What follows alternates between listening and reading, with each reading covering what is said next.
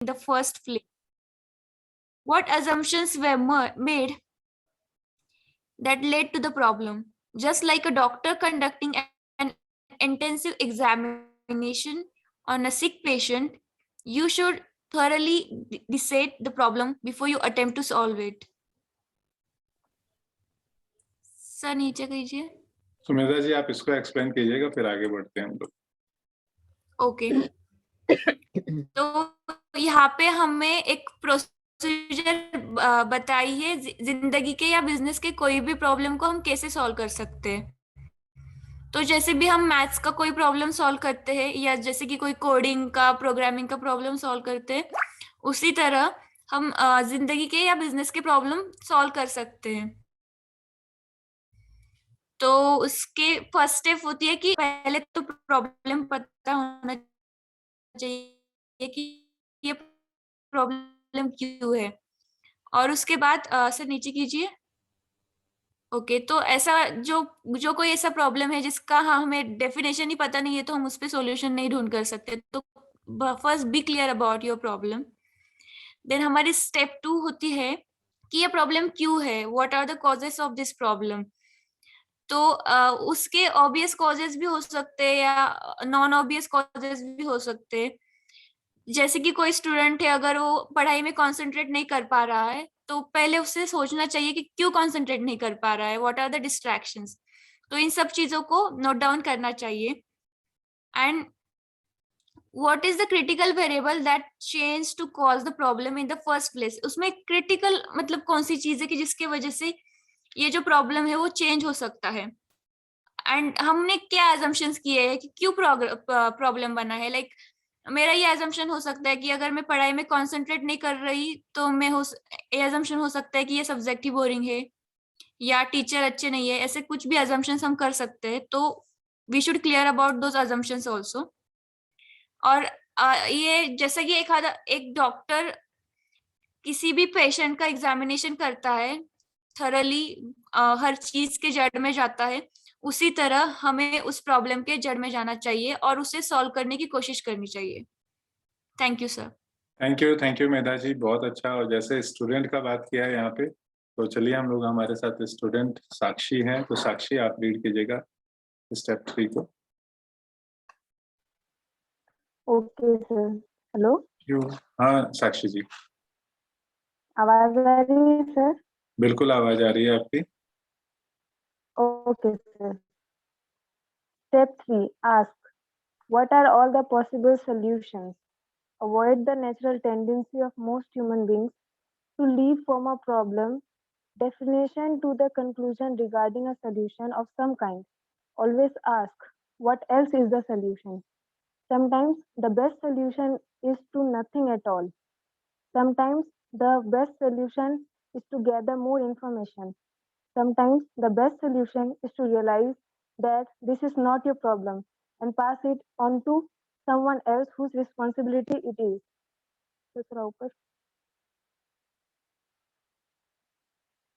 Step 4.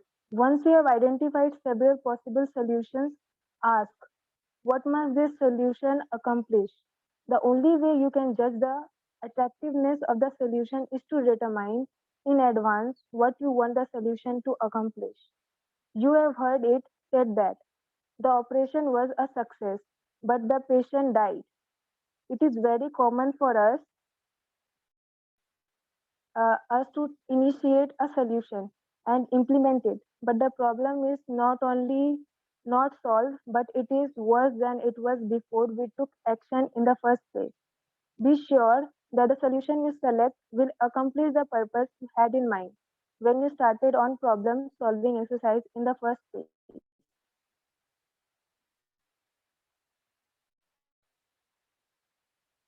Done.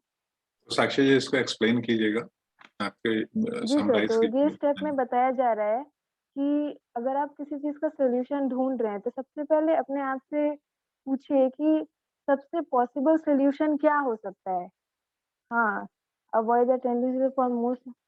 तो बहुत सारा मतलब ये होता है कि बहुत सारे ह्यूमन बीइंग में ये नेचुरल टेंडेंसी होते हैं कि वो लोग एकदम से सॉल्यूशन नहीं ढूँढता, वो लोग डायरेक्ट ही कंक्लूजन में आ जाता है।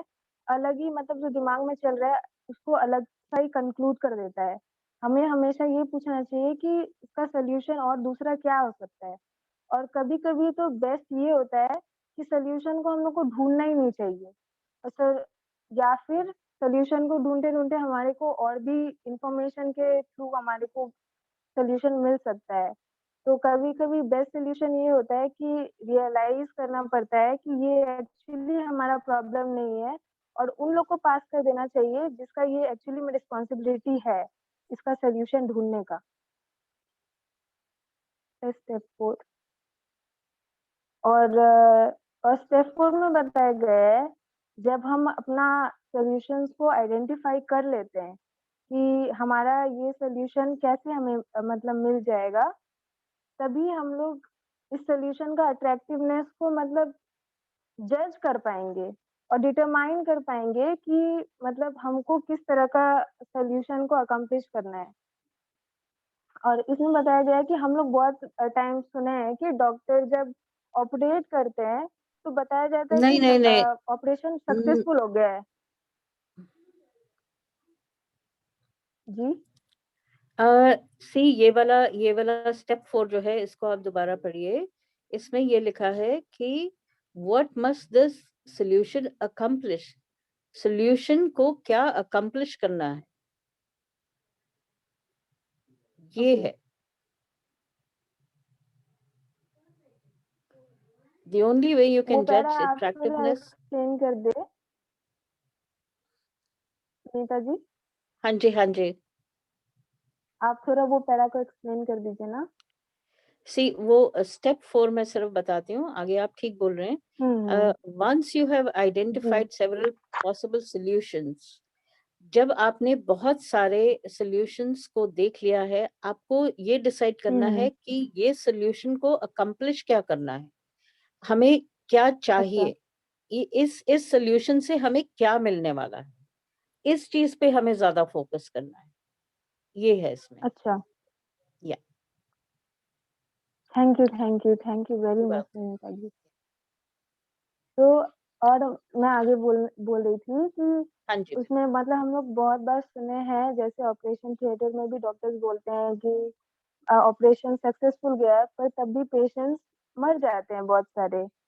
तो ये बहुत मतलब कॉमन इनिशिएट सॉल्यूशन है हमारे सामने और it is very common for us to initiate a solution and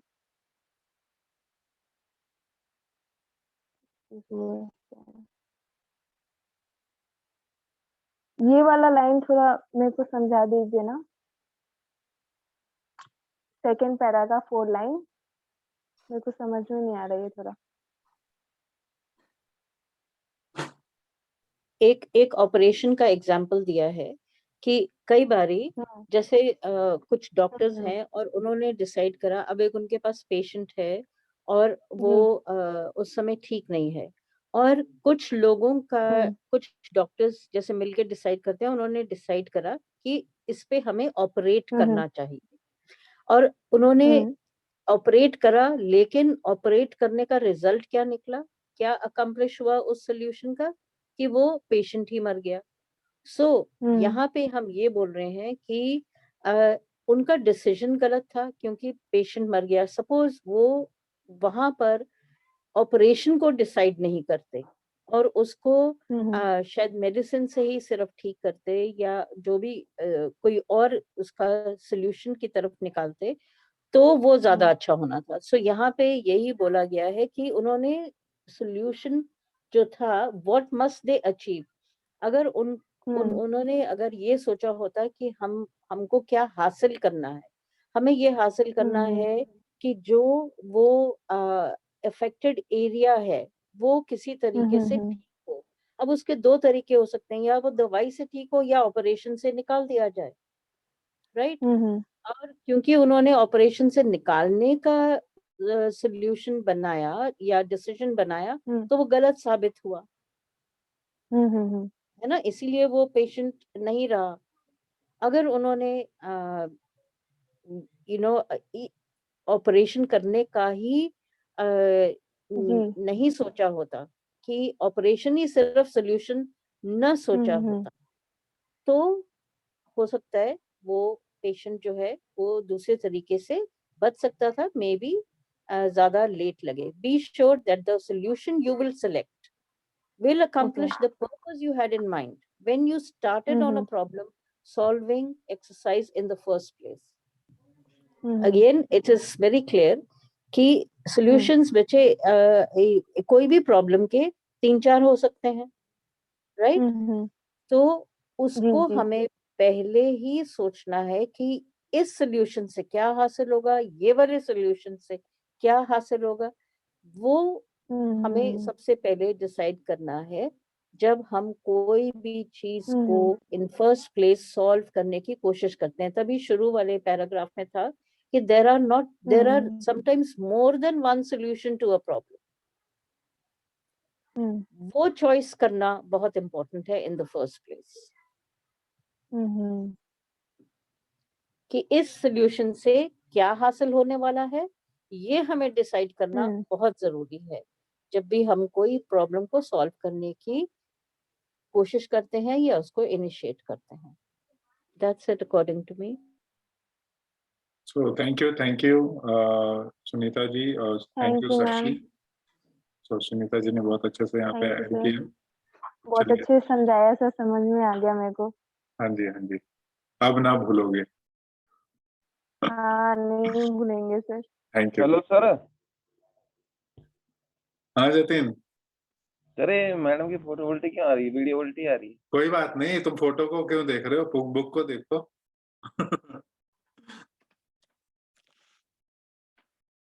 अभी सीधी हो गए. नहीं, अभी भी है. चलो कोई बात नहीं. चलिए आगे बढ़ते हैं, हम लोग स्टेप 5 की तरफ बढ़ते हैं. और स्टेप 5 के लिए हम लोग अजमत को बुलाते हैं. अजमत काफी दिनों के बाद वापस आए हैं मैदान में, तो आइए Azmat. Thank you so much sir. जी डेफिनेटली, मैं थोड़ा सा नहीं था, लेकिन अभी मैं कंटिन्यू रहूंगा, sure. So step 5. Once you have decided on the ideal solution, assign a specific responsibility or take responsibility yourself for implementing the solution. Set a deadline for implementation. Set a measure by which you can determine if the solution has been effective. A problem-solving discussion that does not lead to agreement on a specific solution,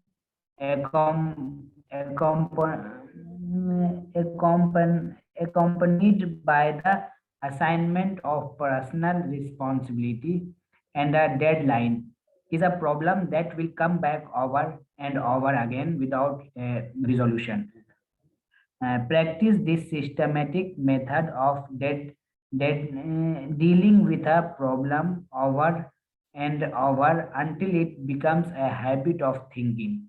You will be amazed at how much more effective you become and how much better your results will be using this method. जी, यहाँ पे step 5 में बता रहे हैं कि जब आप decide कर लेते हो किसी भी आइडियल सॉल्यूशन को, तो वो आपकी रिस्पॉन्सिबिलिटी बन जाती है. और फिर उस रिस्पॉन्सिबिलिटी को आप इम्प्लीमेंट करेंगे तो फिर सॉल्यूशन होगा. सेट अ डेडलाइन इम्प्लीमेंटेशन, और उसको इम्प्लीमेंट करने का हमें डेडलाइन भी सेट करना जरूरी है. और ऐसा डेडलाइन सेट करें जो कि इफेक्टिव हो, जो मेजर किया हुआ हो. For effective solution has been effective. A problem solving not lead to agreement.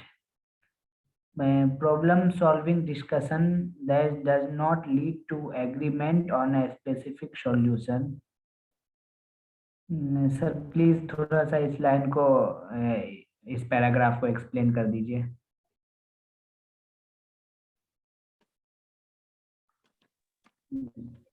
Ji Kumar sir.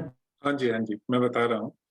तो यहाँ पे Please. बोला है कि problem solving discussion does not lead to agreement on a specific solution accompanied by assignment of personal responsibility and a deadline is a problem that will come back over and over again without resolution. मतलब कि अगर हम कोई problem solving का एक discussion बनाते हैं जिसमें कुछ है ना, कोई स्पेसिफिक सॉल्यूशन नहीं है, मतलब सिंपल आप कहो कि जुगाड़ है ना, जुगाड़ है, या किसका रेस्पॉन्सिबिलिटी है, उसका डेडलाइन नहीं रखा हुआ है, तो क्या होगा, वो प्रॉब्लम बार बार आ जाती है। जैसे कि आजकल क्या कई सालों से हमारी सड़कें बनी रही हैं और हर साल है ना, उसको चाहे सीमेंट की बना लो, मिट्टी की बना लो, या कुछ भी कर लो, हर साल आपको वहां पे बड़े बड़े गड्ढे मिलते हैं, है ना। तो उसका कोई वो है ही नहीं, ये कह रहे कि बस ये बार बार आने वाली प्रॉब्लम हो गई। ठीक है, आगे आप बता रहे हो अजमत। जी, practice the systematic method of dealing with a problem over and over until it becomes a habit of thinking. वो मेथड जो है प्रैक्टिस करनी है, habit of thinking, will be, please sorry sir, आप ही एक्सप्लेन कर दीजिए। चलिए मैं बात बताता हूँ। तो पहले अजमत के लिए जबरदस्त तालियां। Practice is systematic method of dealing with a problem over and over until it becomes habit of thinking. You will amaze at how much more effectively you become and how much better your results will be using this method. तो यहाँ पे बात क्या है कि हमें practice करना चाहिए। ये जो सिस्टमैटिक तरीका है, पहला, दूसरा, तीसरा, चौथा, पांचवा जो हमने पढ़ा है, उसको बार बार यूज करने का, हमारी थिंकिंग हैबिट में इसको लेके आने का। और अगर हम ये करेंगे तो हम देखेंगे कि हमारे रिजल्ट है ना, इससे कितने बेटर होते चले जा रहे हैं। So thank you Azmat for reading this. और अगर ताराचंद जी है तो ताराचंद जी से आज हम सुन लेते हैं। बहुत ही बढ़िया सा एक टॉपिक है विक्ट्री एंड सक्सेस के ऊपर। तो यस, ताराचंद जी की बुलंद आवाज में सुनते हैं। जी सर, बहुत बहुत धन्यवाद आपका। लेकिन सर इंग्लिश का है, देखो समझा पाऊंगा कि नहीं समझा आप पाऊंगा। पढ़ ही दो, है ना, समझा तो दोगे आप, नहीं हुआ तो है, काफी लोग हैं। सुनीता मैम है आप, चलो बहुत बहुत धन्यवाद सर, थैंक यू। हाँ जी, हाँ जी। The key to victory and success in studying warfare and battles over the centuries, I have always been fascinated by the situation where a smaller force defeated a numerically superior force. In every case, what I discovered was that the numerically smaller force was far better organized, more methodical, and more orderly in its plan of attack and execution than was the larger, more disorganized force. By the same token, an ordinary person with a system or recipe for problem solving can run circles around highly intelligent or well-educated people who throw themselves at their problems without a method or process for solving them. These two methodologies, mind-storming and the systematic approach, give you a tremendous advantage in mastering the inevitable problems and difficulties of life. Sir आप ही बताओ इसको तो। चलो, thank you Tarachand जी के लिए पहले जबरदस्त तालियां। बहुत दिन से हम उनकी है ना बुलंद आवाज को मिस कर रहे थे, तो थैंक यू ताराचंद जी। धन्यवाद, थैंक यू। मुझे पता है आप बहुत बिजी रहते हैं, लेकिन आज आपने किसी तरीके से टाइम निकाल लिया। आज आप घर पे हैं, ये भी दिखाई दिया मुझे, नहीं तो आप इस टाइम पे नॉर्मली भटकते रहते हैं। तो भटकते रहते का मतलब है कि आप अपने काम में बिजी रहते हैं। सॉरी पता है। मैं भी आप सारे लोगों को मिस कर रहा था, तो चलो आज मैंने सब कुछ सुन लेता हूँ मैं, कुछ थैंक यू मिल जाएगा। हाँ जी, तो यहाँ पे ये बताने की कोशिश ये की है कि बहुत सारे जो युद्ध हुए हैं, लड़ाइयाँ हुई है, यहाँ पे हमेशा ये देखा कि जो छोटे यूनिट होते हैं, जो कम लोग होते हैं ना, उन्होंने डिफीट किया है बहुत बड़े बड़े जो फोर्स होता है ना, बहुत सारे लोग होते हैं, उनको डिफीट किया है। इसका एक ही रीजन था कि ये लोग बहुत ज्यादा ऑर्गेनाइज थे और किस तरीके से इनको अटैक करना है, किस तरीके से इसको एग्जीक्यूट करना है, ये सब इनको ज्यादा अच्छे सब तरीके से इन्होंने उसको प्लान किया था। जो बड़े लोग थे, जो डिसऑर्गेनाइज थे, उन्होंने नहीं किया था, है ना। तो उसी तरीके से यहाँ पे बात कर रहे हैं कि उसी तरीके से जो ऑर्डिनरी पर्सन है, अगर वो सिस्टम का एक अपना प्रॉब्लम सॉल्विंग का एक रेसिपी बना ले, है ना, तो ये हाईली इंटेलिजेंट और वेल एजुकेटेड पीपल को भी पीछे छोड़ सकता है, ठीक है, जिनके पास में कोई मेथड या फिर कोई प्रोसेस नहीं है प्रॉब्लम सॉल्विंग का। तो यहाँ पे दो इंपॉर्टेंट चीज जो हमने पहले सीखी थी, माइंड स्टॉर्मिंग, और दूसरा है सिस्टमेटिक अप्रोच। ये जो सिस्टमेटिक अप्रोच 1 2 3 4 5 हमने पढ़ा था, और बहुत पहले, इसके थोड़ा पहले कल हमने माइंड स्टॉर्मिंग को पढ़ा था। तो अगर हम इन सब चीजों को यूज करते हैं तो हम सब, अभी कोई बता रहा था कि हम एक्सपर्ट नहीं है ना, तो हम सुपर एक्सपर्ट हो सकते हैं। और एक्सपर्ट कौन है आज? Who claims to be expert? But अगर आप क्लेम करते हैं तो हम सब एक्सपर्ट है, सॉरी, है ना। तो चलिए आगे बढ़ते हैं, राइट इट डाउन। और इसके लिए हम लोग बुलाते हैं नेहा जी को। नेहा जी आइए, रीड कीजिएगा।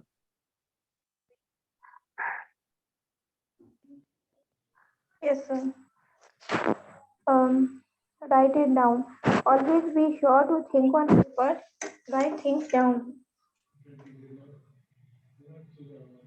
There is something that happens between the brain and the hand when you write. You get a greater sense of clarity and understanding with regard to the issues involved. You think better, your perception is sharper.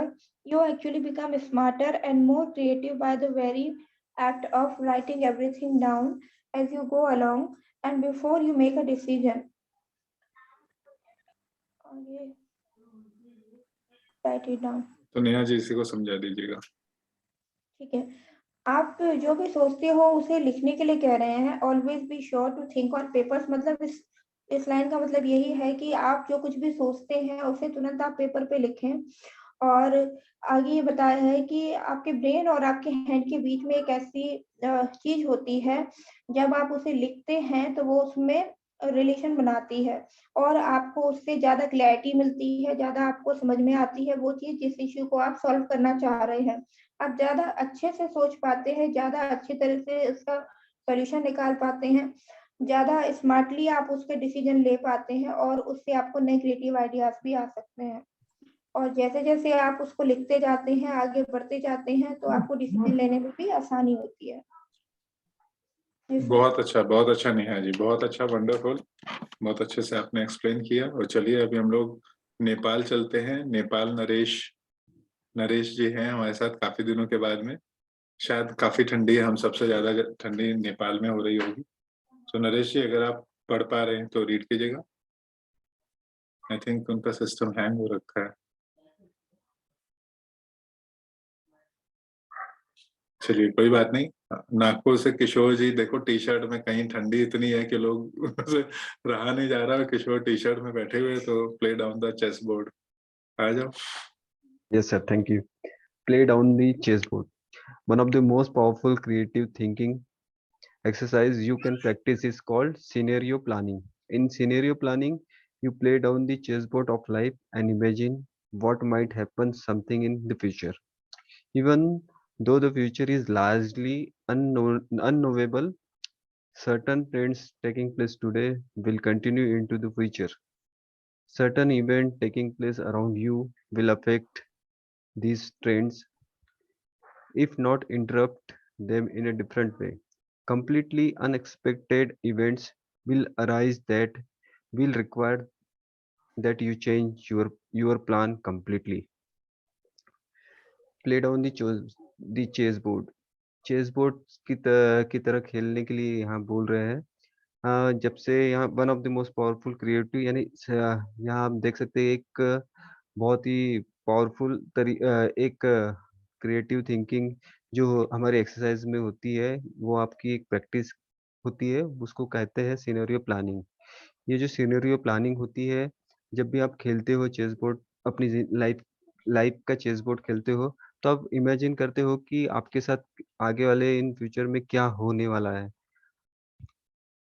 जबकि अब future largely अननोवेबल होता है, आप उसमें आज जो हो रहा है उसमें आप कंटिन्यू, आप फ्यूचर में क्या हो रहा है वो आप अननोवेबल रहता है।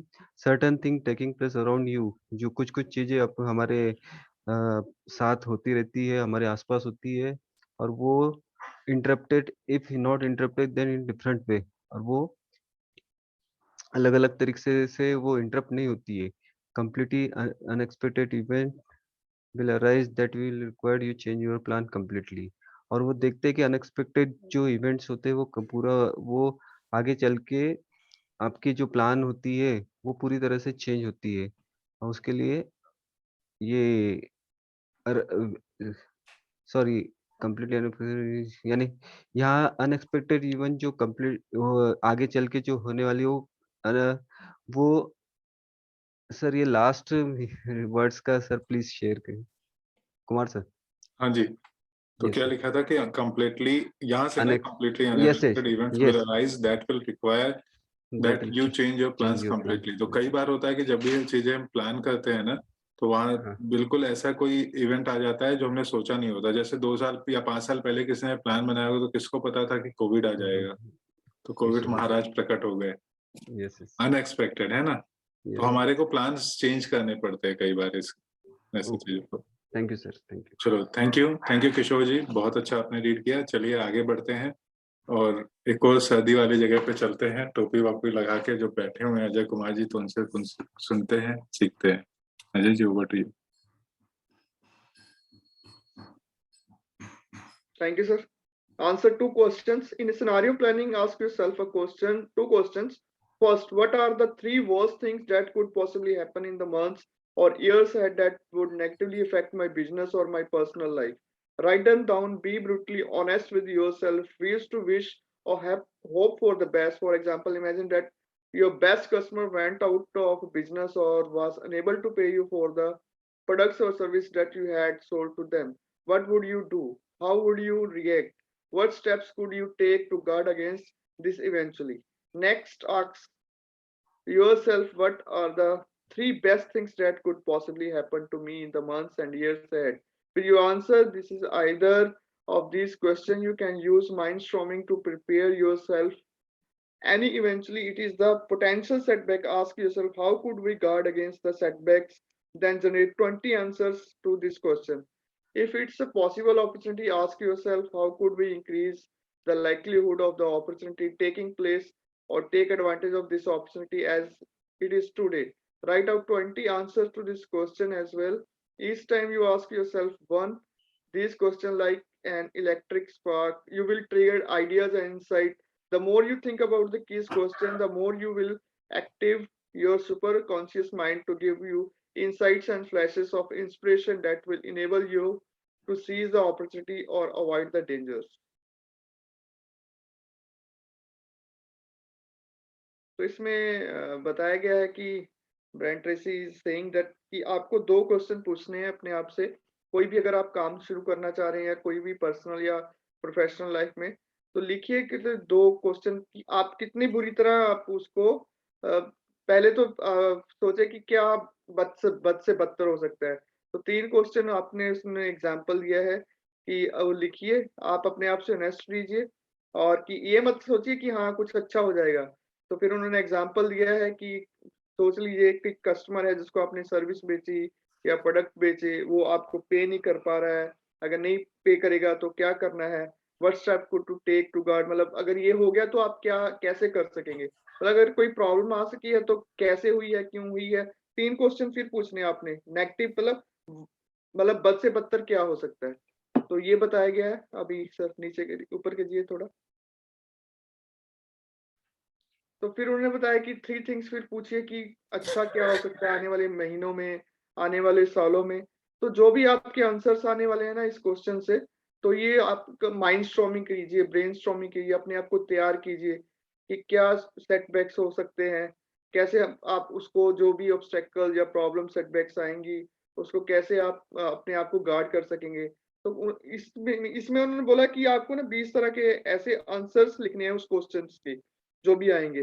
तो if it is a possible opportunity ask, मतलब ये अगर अपॉर्चुनिटी है तो आपको अपने आप से पूछना है तो हम अपना जो लाइक्लीहुड है वो कैसे, जो अपॉर्चुनिटी है उसको कैसे और इंक्रीज कर सकते हैं, अनदर लेवल पे कैसे ले जा सकते हैं, उसका फायदा कैसे उठा सकते हैं आज में।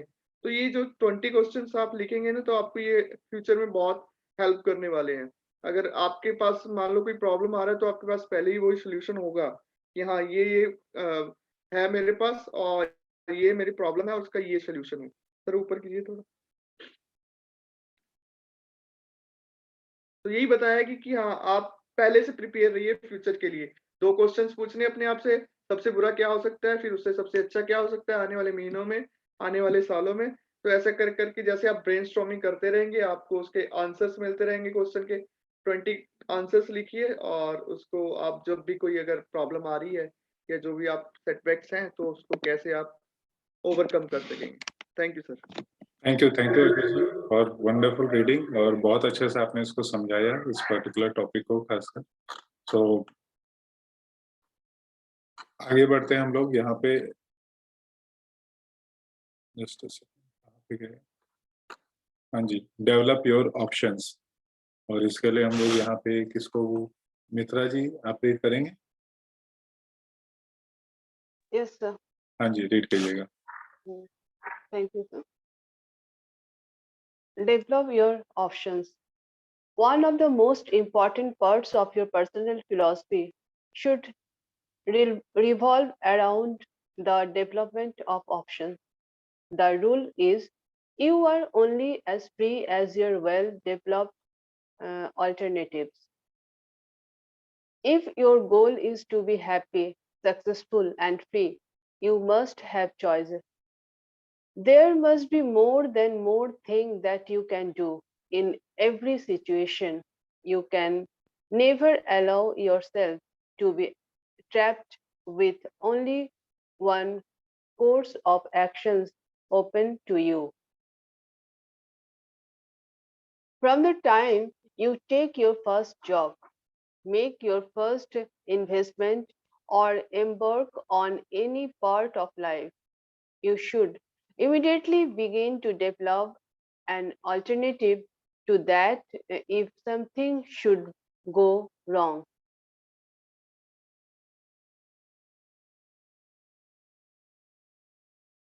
Explain करना है ना सर? हाँ जी, एक्सप्लेन कीजिएगा।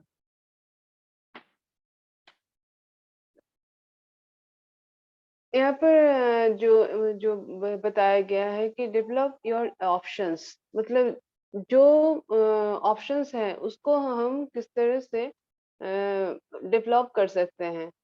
तो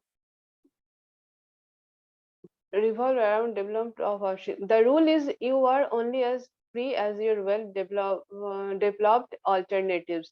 मतलब यहाँ पर बताया कि इसका जो रूल्स है कि इसमें जो आप कर सकते हैं हमेशा ऑल्टरनेटिव रहे, आप खुश रहें, सक्सेसफुल रहें, और ये आपके ऊपर चॉइस है, ये आप चॉइस कर सकते हैं। तो there must be more than one thing that you can do in every situation. You can never allow yourself to be trapped with only one course of action open to you. मतलब आप कभी भी एक ही चीज में आपको अपने आप को बंधे नहीं रखें, आप इसको ओपन रखिए, मतलब तरह तरह की सिचुएशन में अपने को ढालने के लिए। Next, from the time you take your first job, make your first investment, or embark on your part of life. मतलब ये कुछ भी हो सकता है कि आपका जो फर्स्ट जॉब है वो हो सकता है, या आपने जो फर्स्ट इन्वेस्टमेंट कर रहे हैं वो हो सकता है।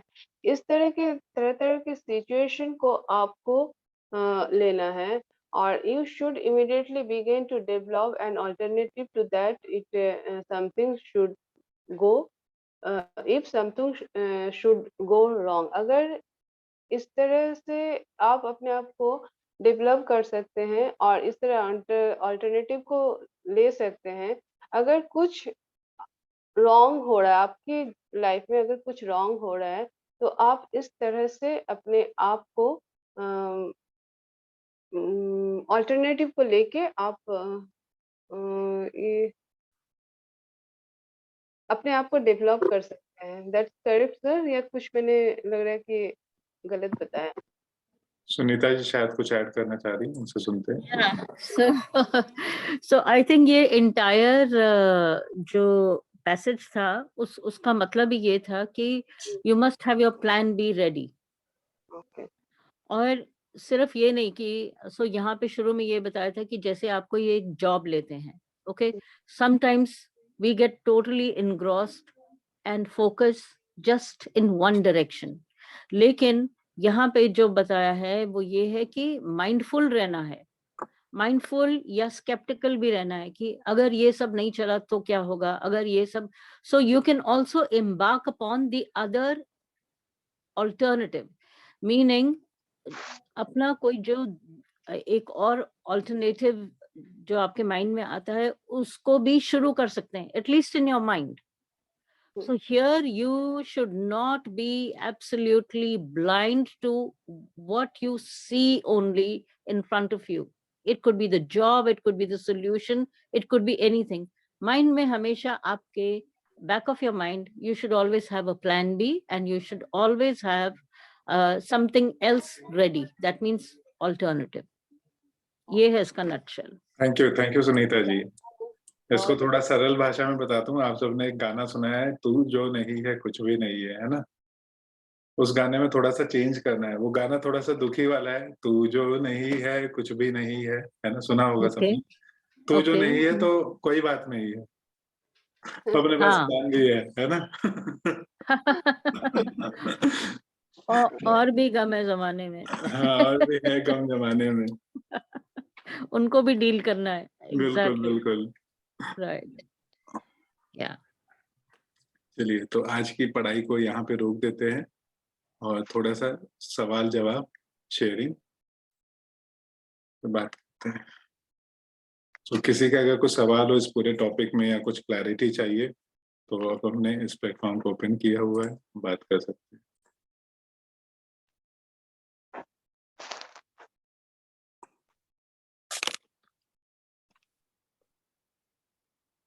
बहुत सन्नाटा है, सबको सब समझ में आ गया।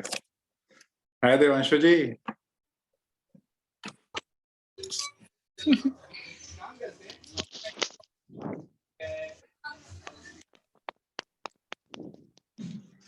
तो समझ में तो आ जाता है। मेन प्रॉब्लम जो होती है मेरे लिए, मैंने को इम्प्लीमेंट करना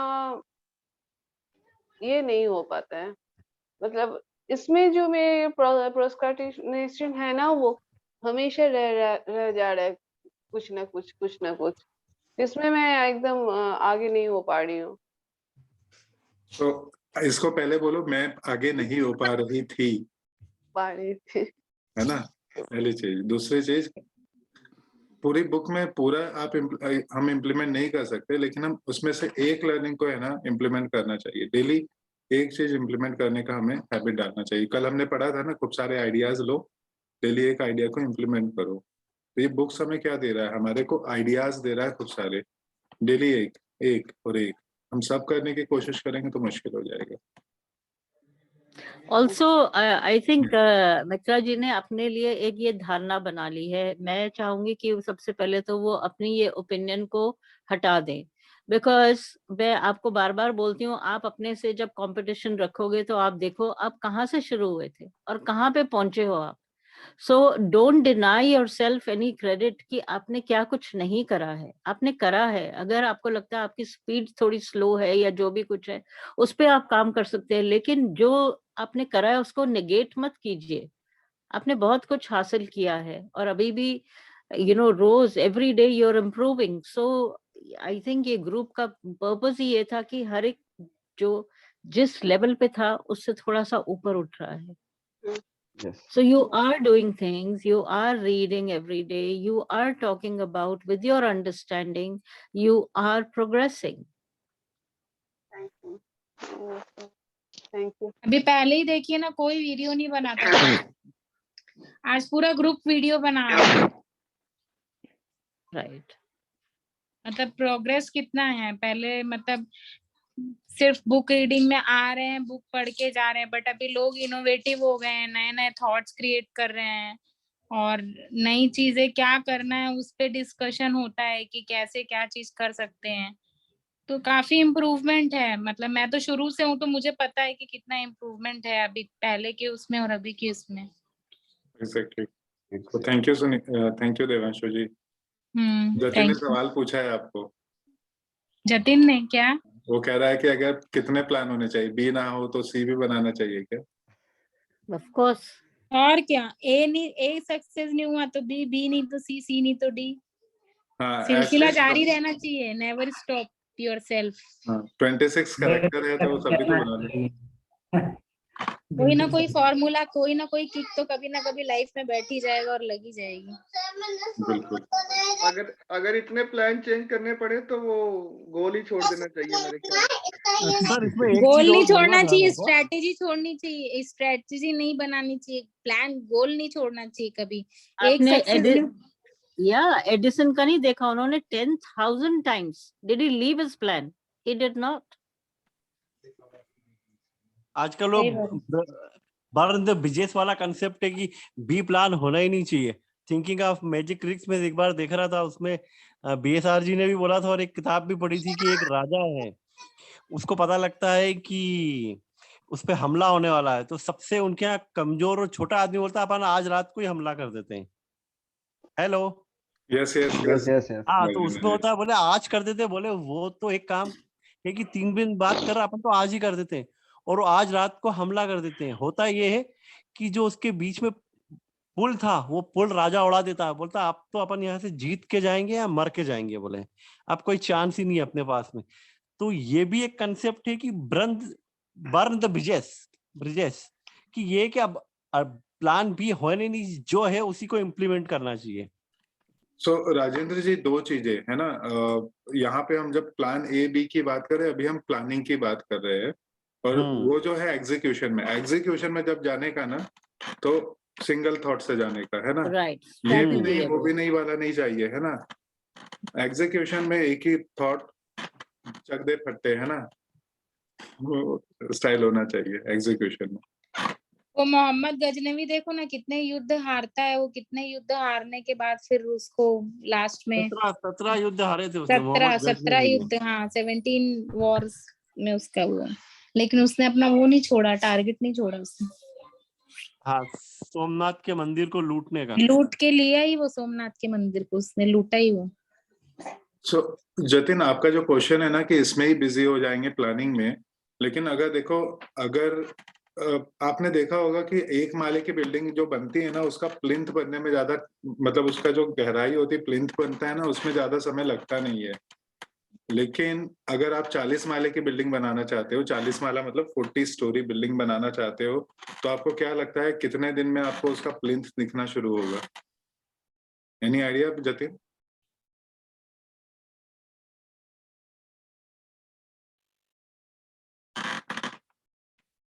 जतिन का आवाज नहीं आ रहा है।